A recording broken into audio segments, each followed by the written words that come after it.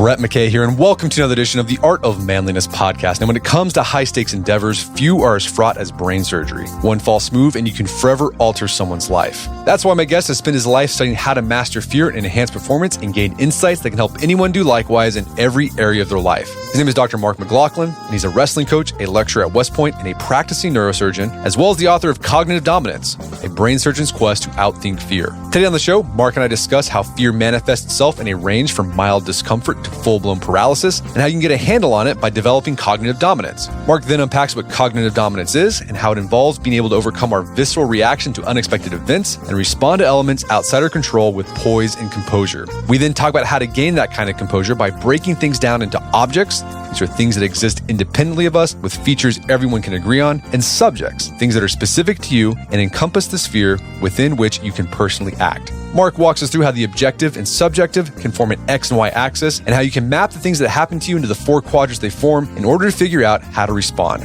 We enter a conversation with how to deal with the known unknowns in life by making a 2-column list of who you do and don't want to be and focusing on the former. After the show's over, check out our show notes at aom.is/cognitive dominance.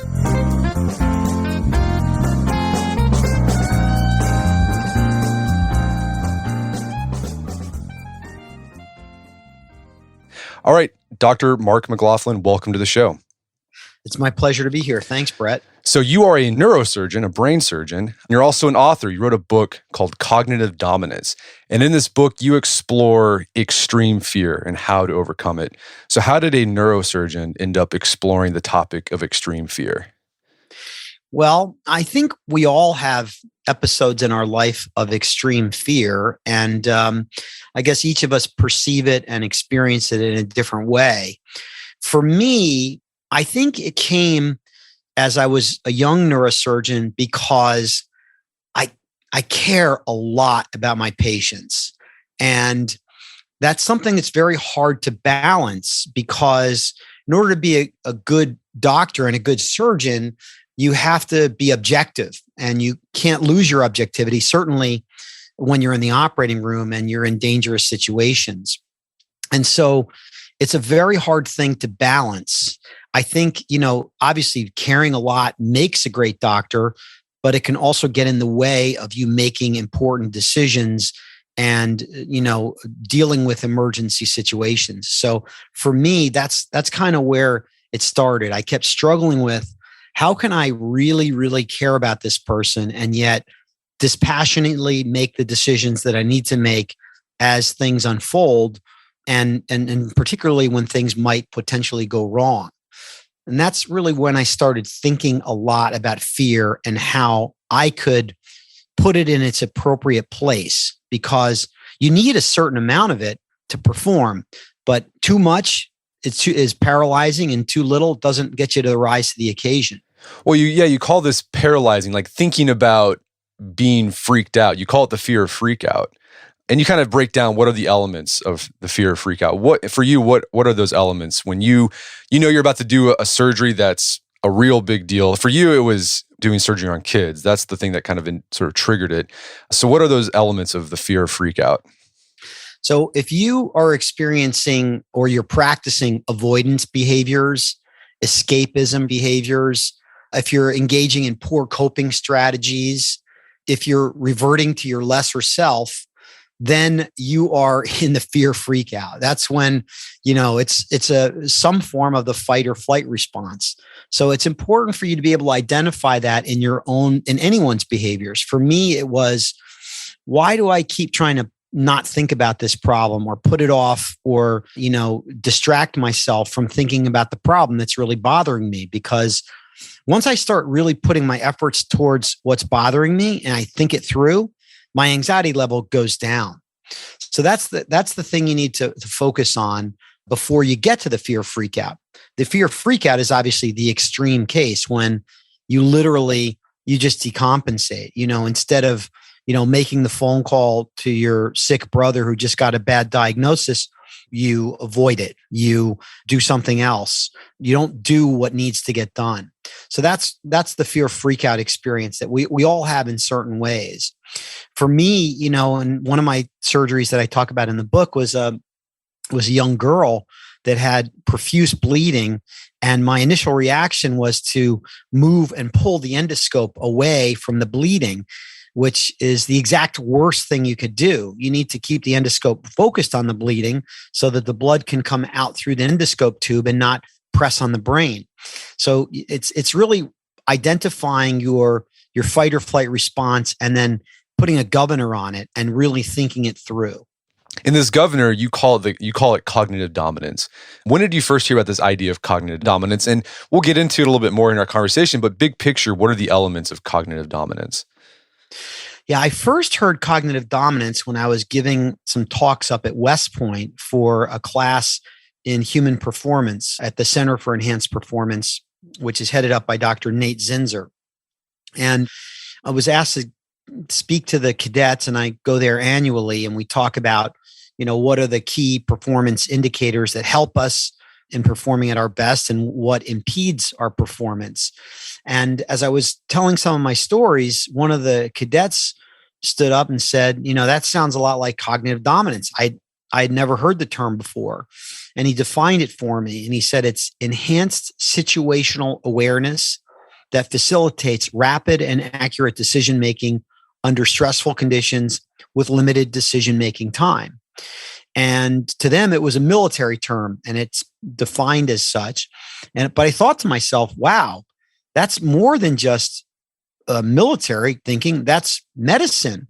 And it's also like being a parent and being a husband and living a life and making decisions when you have limited amounts of time and they're important decisions and you need to chart your course in life. So I thought, wow, I need to know more about this.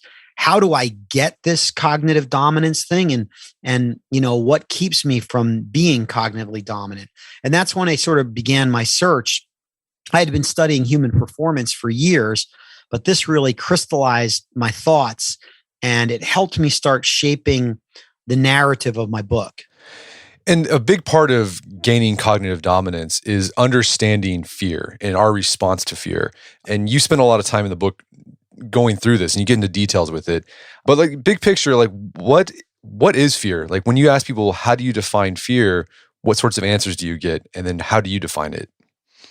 Let me just take a step back and, a big picture on cognitive dominance first before we go to fear. And that is because it's intimately related. And really, cognitive dominance boiled down is it's poise. It's keeping your cool. It's what Rudyard Kipling wrote in the poem If, meeting triumph and disaster and treating those two imposters just the same. So it's on the big picture, it's really training your mind and your body to react in the way that it was best trained to react over time to the elements, outside of our control. So that leads me more into the fear side of things. So fear is what we experience when something unexpected comes our way. We're all living in the world. We're doing our things. We're trying to achieve the goals that we have set out to achieve. And we have like sort of a map of where we want to go. And we begin to experience fear when something doesn't go right on our path from where we are to where we think we should be. And that's when this unexpected event comes in and we begin to experience fear. And it can be identified as anything from mild anxiety or discomfort or a little uneasiness to, full-blown mortification or paralysis of what to do, depending on the level of the unexpected event. And so fear comes in a variety of shades, but it's all really the same mechanism and it's the same apparatus in your brain that's receiving it. Well, you make one big distinction. There's internally dominant fear and externally dominant fear. What's the difference between the two? Internally dominant fear are the demons that we conjure up in our own mind. I love the story about, caveman walks into cave and draws a picture of a tiger and looks at the picture and scares himself and runs out of the cave, and it's one of those, wow, the guy's a fool, isn't he? But isn't that what we all do in our minds every day when we start thinking up terrible things that might happen or bad events that, could potentially occur. So that's like an internally dominant fear state that we have to be careful of. And then externally dominant fear states are real threats to us, whether that's a threat to our job, when a new person comes in and maybe it's been given the title that you have, and now you're looking at a potential, competitor. It's an externally, physical threat that you might have when you're walking down the street and you notice that somebody's following you. So that's important to distinguish these types of threats because they trigger different strengths of fear in our brain. And then related to this, idea of externally and internally dominated fear is you make the case that in order to figure out what it is you're dealing with, what's this unexpected thing you're dealing with, is to make a distinction between object and subject. So this is where you get philosophical. And I think you majored in philosophy before you became a neurosurgeon. So why is the distinction between object and subject important in trying to suss out our fear? So I learned this from Jordan Peterson, who, I was very influenced by his book, Maps of Meaning, and also his subsequent books. And one of the things I learned from his teachings is that he talks about there's being two ways to look at the world. Look at the world as a place of objects and look at the world as a place to act. And when we live in a place to act, that's something that's laid out in stories. We are encoded to devour and to digest stories at all times in our life, even when we're little kids, all the way till now. That's how we remember things, is through stories. And stories are they're like a mini map of the world. And they teach us, ways to act in this world. And so as I began to try to analyze and break down fear into its molecules, into its really molecular components, I thought that's the first thing we need to split fear into. What's the objective part of it and what's the subjective part of it? So the objective part is, what are the specific identifiable features that everyone can agree on? Whether that's, there's, a tiger that's gotten loose at the zoo. That's a physical objective threat that everyone is in danger for, as opposed to a subjective threat, which is, let's say, somebody broke out a peanut butter sandwich in the cafeteria and you happen to have a peanut allergy. Okay. That's something that's specific for you. That's something that is related to you. Peanut butter is something that's dangerous to you, but it's not dangerous to other people. So once we understand what's an objective threat and what's a subjective threat, we can begin to start thinking about how to act when we're faced with something that induces fear. And you face this all the time with your work as a neurosurgeon. You actually walk through, there's moments where you experience fear and you kind of do this quickly in your head. It's like, okay, what's the story that I'm telling myself? Like, what do I think is happening? That's that subjective part. But then you actually start talking to people around you and say, are you seeing what I'm seeing? Are you all seeing this? You're trying to figure out, is this thing real that's happening, or is this just a part of, am I just making this up in my head? That's exactly right. And that's part of the I-RISE concept that I talk about in the book. So the I-RISE concept is a way to bring a higher resolution to an unexpected event. And it's not something I use for everything, but it's one technique that I use. And what it is it's just an acronym for I being identify, really see what you're seeing and define its characteristics, and then reject your initial, so the second letter is R, reject your initial impulse, which is usually some type of self-preservation impulse.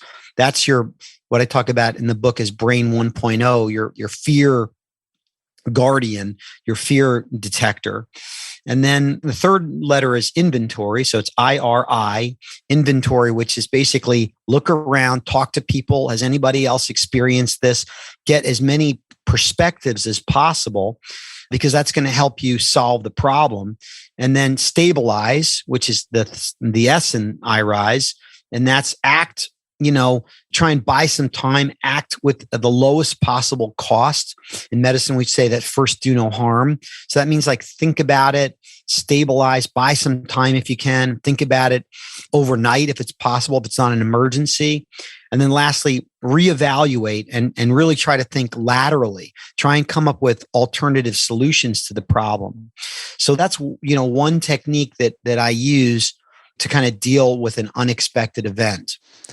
Well, going back, you mentioned this idea of brain 1.0, brain 2.0. I want to explore this idea of fear more to help, because I think it was really useful for me because it helps you, it's sort of a metacognition. It helps you understand what's going on in your brain so you can start manipulating what you're thinking about. And you talk about what goes on in our brain when we experience fear, and you make this very simplified version of what's going on. And I guess it's first you said there's a brain 1.0 and there's a brain 2.0 that this unexpected event gets filtered through. So walk us through that process. So we're going through life and we encounter this unexpected event. What's going on? How do we react to that in our brain? Sure. So I took a page out of Daniel Kahneman's book, Thinking Fast and Slow. I think that's a fascinating book. And, he talks about how we make quick decisions with one system 1.0, and then we make more iterative, careful, and deliberate decisions with a system 2.0. And I think that's a really great model to think about how fear lands in our brain as well. Brain 1.0 is the more primitive part of our brain, the amygdalo-hippocampal area, the medial temporal region of your brain, which has been ingrained to, recognize snakes and to recognize danger and, height and being near the edge of a cliff. Like, even infants have a fear of heights. So that's the ingrained, encoded system that's helped us survive for thousands and thousands of years. And it works great for imminent bodily threats, external forces that can harm us. But it doesn't function well in the operating room. It doesn't function well in the boardroom or when you're, in a family crisis. So the brain 2.0 is the frontal lobes, the prefrontal lobes, the lobes of your brain that are thinking about future actions and consequences of your actions and how can this fit in a bigger picture. So one layer of thinking about this is that there's this brain 1.0, which is the guardian that's going to warn you of bodily threats, but you need to watch out because it can overly turn on your reaction to something that's going to be detrimental. And you need brain 2.0 to think through that and be more iterative and deliberate. And then the other way to think about it also, and I talk about this in the book, is, we have two hemispheres and there's a reason for that. Generally, the left hemisphere is more logical and language and mathematical based. And the right hemisphere is more story based. It's more big picture. It picks up facial expressions better. It can understand the physicality of an event that your left brain doesn't pick up. And we need to sort of toggle between those two hemispheres as well. Take in the immediate right hemispheric big picture, but also utilize your left hemisphere to be logical. And that's really what leads me into graphing and unexpected events. So what I talk about is, we can take an unexpected event and we can literally break it down into its components on an X and a Y axis. And that's a really helpful, it's been a really helpful method for me to really dissect and come up with solutions to complex problems. So basically you draw an X and a Y axis. And the x-axis is kind of like your left brain. It's also the objective part of your brain. So that's the how we deal with the world as a place of objects, the x-axis. And the y-axis, that's more your right brain. That's more of how to act in the world. So that's the subjective component of your world. And if you can think about the world and these unexpected events in those two axes, you can literally plot an event out and it can put you into a quadrant, which will help you know where you're at and how you need to proceed. Okay, I want to get into these quadrants, but before, I just want to recap. So brain 1.0 is that initial response that we have to an unexpected event. And usually that's the fight or flight response. Correct. And then brain 2.0 needs to come in and override, kind of step in and say, well, do you really need to do what that initial response you want to do. So I guess going back to that example you talked about, you had that surgery on that girl. She had a lot of bleeding in her brain. That you had a brain 1.0 response was, I got to pull this thing out because I got to protect myself. I want this to stop. Brain 2.0, I guess it was actually a mentor, said, no, don't do that because that's going to make things even worse. I didn't have my brain 2.0 at that point in my training. That's what mentors and teachers help us with. And that's exactly right. He said, don't move an inch, Mark. Stay exactly where you are, because as long as that blood is coming through this endoscope and out her head, nothing is going to be damaged. And all we need to do is keep transfusing her. If you take that scope out of her head, the blood's going to build up and press on her brainstem, and she's going to die very quickly. We're going to take a quick break for a word from our sponsors. And now back to the show. And I guess one challenge of modern life is our brain 1.0 responds to, we'll call them subjective or internally dominant fears the same way as it would to externally dominant fears. So it's like our brain responds to the fear of, social status defeat because someone didn't, like something on Instagram the same way it would respond to seeing a snake. Would that be correct? I'm really glad you mentioned that, because this is a really important and timely, feature to think about. And that's exactly correct. And that's really where, we all are subject to that. No matter how many times I try to adopt the Stoic philosophy of just focusing on myself, my character, and my virtue, a nasty email comes across or a patient complaint comes in and I'm hurt by it or I'm upset by it. And I have to, reach back into my mind and talk myself out of that and say, listen, you know what? Did you do your best? Yes, I did my best. Did everything work out the way it was supposed to? No. Sometimes you can do everything right and some things still go wrong. And that's the job you chose. Now own it. And similarly, I think that, as you say, this social rejection with, not getting likes on your social media or being ghosted or all the terrible things that are happening on social media, is we need to, train brain 2.0 to become stronger, to provide the input to suppress that brain 1.0. Oh my gosh, I'm a failure. Oh my gosh, none of my patients like me. Oh my gosh, I'm a social outcast. So it's the first step is recognizing it, knowing about that inner critic that's going to come out, and then figuring out a way to gradually train. You can literally rewire your brain by thinking different thoughts, by reading different philosophies. I'm a big fan of the Stoic philosophy, and I'm a Ryan Holiday fan. I read the Daily Stoic every day, and I think it's a great way to train your mind to be not reactive, to be more thoughtful, to be more focused on what you can control, what's within your sphere of control. So I'm glad you brought that up. Okay, so brain 1.0 feels this fear. Brain 2.0 needs to come in and say, okay, wait a minute. That initial response you have, probably not the right one. And so the next phase that you recommend doing is, again, putting, sort of mapping this experience, this unexpected event in one of these four quadrants that we've just talked about, this XY axis. So what are these four quadrants? I mean, what are their characteristics? And walk us through that. Sure. So if you draw the x-axis and call that objective, and draw the y-axis and call that subjective, you can, let's take an event. Let's say I'm in the operating room, like I was the other day, and everything's clicking. It's just, timing has been good. The anatomy looks really clear. I have a super great pathway to where I need to go. Everything that I reviewed on the MRI scan is exactly what I'm seeing. I'm able to move the blood vessel away from the nerve that's causing the pain. And I know that motion is going to relieve this patient's pain. and everything just clicks perfectly. And we close and I'm just on a runner's high, basically. And we all know that quadrant. That's the flow quadrant. That's when things objectively are going well. That means everything that you planned is happening in a logical fashion.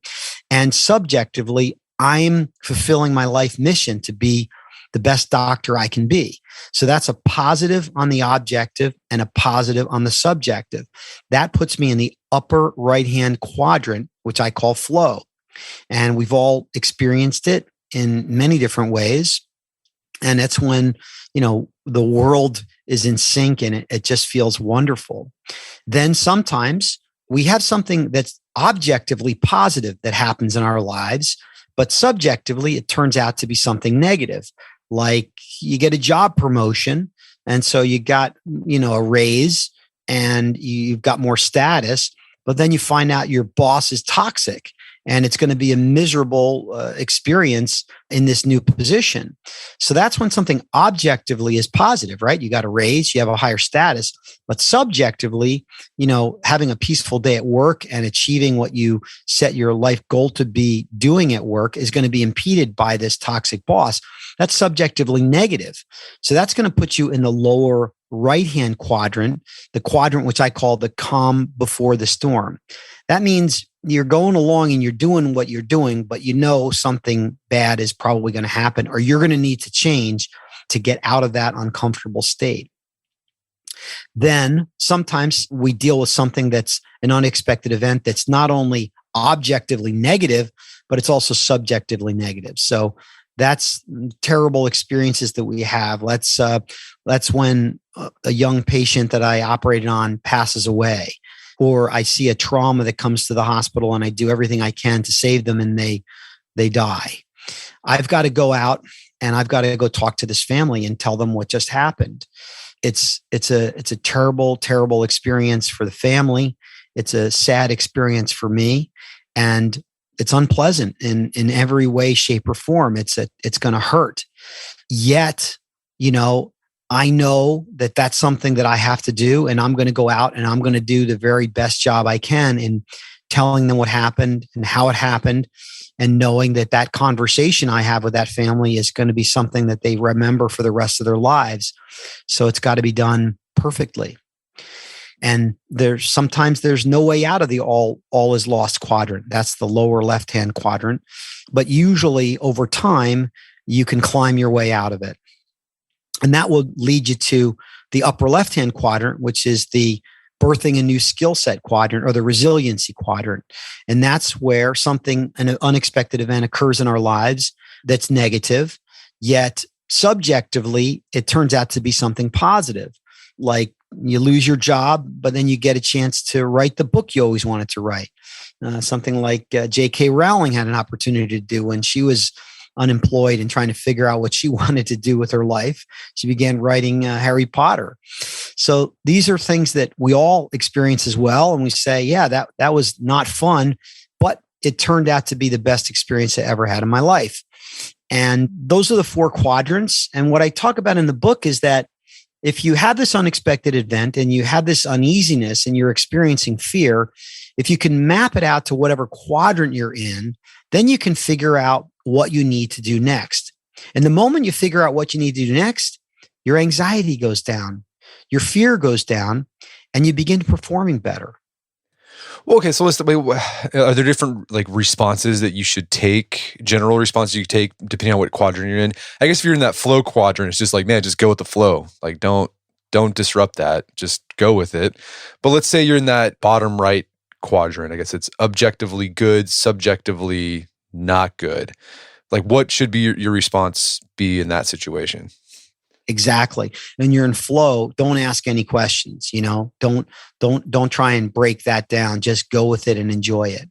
And what I say about both of the quadrants in the lower half, in the negative Y, is that sometimes you have to adjust and endure it for a period of time, and you have to wait it out. But usually the first step that you can do is to what I say is climb the Y axis. Because if you're moving on your map from where you are to where you should be. And for me, that's being a better doctor, being a more compassionate doctor, being the best surgeon I can be. That's the thing I need to do next. That's the smallest little step that I can do to move up that y-axis is what's going to bring me out of the negativity zone. So, like I said, in the all is lost, that's going to be, okay, this is a terrible situation. There's nothing good that can come of this. Okay, I'm going to be the very best, most compassionate, most patient physician that delivers devastating news to a family. And that's something I can do really well. And that's climbing up the y-axis. In the case of a toxic boss, it might be, all right, I'm not going to burn the ships right now, but I better get my CV in order and I better start putting some feelers out to have some options because this is not going to be a good long-term solution for me. The second you start making that movement up the y-axis, you're going to feel better, and it's going to be, it's sort of like a positive feedback loop. You're going to start moving more and more back up into the birthing a new skill set and resilience quadrant and into the flow. And, you can't always live in flow. Life would be boring. It would be, you'd be unhappy. It's important that we experience all of these quadrants. It's part of the hero's journey. And that's how we get to a new level, and we keep getting better and better. It's a lot of times it's this clockwise fashion. We move from flow to calm before the storm to all is lost to birthing a new skill set. Sometimes it's a lateral jump from one to another, but that's the process of life and getting better. Yeah, I thought it was interesting how you mapped on the hero's quest, through these different quadrants. I thought that was a really incisive insight. Yeah, recognizing that is really important. So, I tell the book centers around, and this, the centers around a story about a young boy, Anthony, who I operated on when he was 8 years old. And although the surgery went perfectly, Anthony suffered many, many complications and side effects of his surgery and his treatments and of his disease. And, even though initially I was in flow, his surgery went perfectly. I was so happy about it. I was thrilled. I'm like, man, I love being a neurosurgeon. Then he started not doing well. And I started, wondering, why is he having this complication and that complication? And I was sort of in the calm before the storm. I was kind of like, wow, here I am. I'm a young neurosurgeon. I trained my whole life for this, 8 years in residency, 4 years in medical school. And I didn't expect to feel like this. I feel bad. I feel like, gosh, maybe I could have done something more for him. Maybe I could have, did a better operation or picked up his complications earlier. And I don't want to feel like this. This is uncomfortable. And then I fell from the calm before the storm all the way to the all is lost quadrant. I basically said, you know what? You can't handle operating on kids. This is too much for you. And something you did, maybe you didn't do as good of an operation as you could have. And that's why Anthony is not doing well. And I lived in that all is lost quadrant for a long time. For 15 years, I had told myself a story that Anthony was not doing well and it was my fault in some way, shape, or form. And it wasn't until I started writing this book and I reconnected with Anthony and found out that he was alive and still doing well and with his family that I realized, oh my gosh, like it was a blessing to take care of Anthony, even though you ran away from it and you stopped doing pediatric neurosurgery and you kind of put him in a place in your life that said that was a failure. You didn't fail. You actually helped him and kept him part of his family and kept his family intact. And so after 16 years, I rose out of the all is lost and moved into the birthing a new skill set. And then it ultimately just flipped me into realizing, wow, what a blessing I have to be a neurosurgeon and to have taken care of Anthony. And just that revelation and talking to my editor who said, Mark, you're holding yourself to an impossible standard. And I had never really thought of it that way. Kicked me back into flow, kicked me into like, oh my gosh, this is such a great privilege. I love what I'm doing and I get to care for people. What a special job I have. And I imagine that it's hard to do, like label what's going on when you're in the moment of feeling uncertainty or uncertain. So how do you train your brain 2.0 to override brain 1.0 and be like, hey, let's map this thing out? How do you do that? Well, it comes with experience and failure and learning from your failure. So it takes time. We're ingrained to react, and cultivating brain 2.0 that's an important process that you're not born with that. You're born with brain 1.0. You're not born with brain 2.0. You're given the apparatus to use it, but you have to train it and create a neural network of cognitive dominance. And you do that by thinking about it. And so if I still have events, not exactly like my experience with Anthony, but still have events that are like that now. And I'm much more resilient to the event because I say to myself, hey, this is the job you chose. You're going to do some things. And sometimes, even though you do everything right, something terrible is going to happen. It's a risky business. You took an oath, follow that oath, and do the very best you can every day. And that's all you can do. And so I think it's certainly studying the West Point cadets and the military philosophy, reading Stoic literature, poetry. I always tell the cadets that poetry is the world's first performance enhancement literature. So by reading poetry, poems like If and Invictus, Do Not Go Gentle into the Night, those poems they're primal words that land deep in your brain and can help you in difficult times. So it's something you train for, just like going to the weight room and getting stronger before you go to wrestling practice or whatever sport you play. You have to train your brain to do that with reading. And, I would hope that cognitive dominance is a little bit of a handbook for people. It's certainly just scratches the surface about the concept, but I think I'm very proud of it. And I think it's the first step to understanding the capacity that we all have, which is really unlimited. It's unlimited if we can really tame these demons and cope with fear in the right way. One thing we've been talking about unknown events that pop up in our life, but then you also talk about at the very end, sometimes we have in our life these known unknowns. And the big one that hit home close to you experience this, is death. And this happens to everybody. We all know we're going to die. Everyone will. But we don't really know, like, I think, who is it? Someone, Henry Beecher Stowe, I think he called it the great mystery. This is the great mystery. How do you manage those known unknowns? I think you focus on your definition of who you are. And I think that's an important thing everybody needs to do in their life, is literally put down on a piece of paper who you are. What are the words that describe who you are?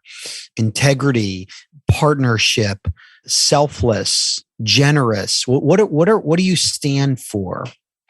And then put that on maybe on the left side of the column. And then on the right side, put down the things that you've been in the past that maybe are part of you, but you don't want them to be. They're parts of you that you want to have less of. Maybe that's being selfish. Maybe that's being, I would say, break it into a zero-sum game. In other words, being jealous, seeing somebody else's success and feeling like, oh, wow, that should be my success. And then I put in my left column, I always put non-zero-sum game. And that means basically anybody that does something doesn't take away from my potential success. They just inspire me to my success. So by writing those sorts of things down and what you stand for, I think that the way you focus on dealing with something like death or death of a loved one, which is how I realized this when my father was passing away, was how am I going to be during this event? And I just said, I got to be a doctor. I got a son, a brother, a husband. I got to do it all. And I got to do it the very best I can. And I think when my dad was, close to the end, I had to administer the morphine for him. And that was the hardest thing I could ever do, because he was an intellect and a polymath. And I knew that when I started giving him the morphine, his mind was going to slip away. But I knew that, he was suffering and it had to be done. And I was the best person to do it.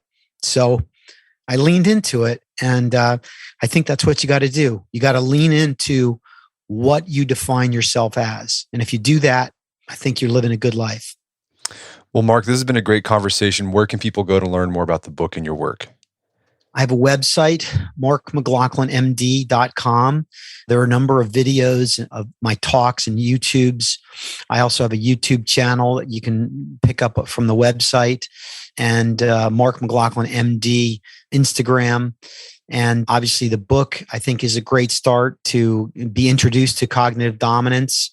And I'm planning a second book, and that will sort of dovetail off of this concept into some of the other concepts related, which is just in the preliminary works now. So mainly the website would be the best way, and you can get Cognitive Dominance on Amazon. All right. Well, Dr. Mark McLaughlin, thanks for your time. It's been a pleasure. Thank you, Brett. It's my honor. My guest today was Dr. Mark McLaughlin. He's the author of the book Cognitive Dominance. It's available on Amazon.com and bookstores everywhere. You can find more information about his work at his website, markmclaughlinmd.com. Also, check out our show notes at aom.is/cognitive dominance, where you can find links to resources where you can delve deeper into this topic.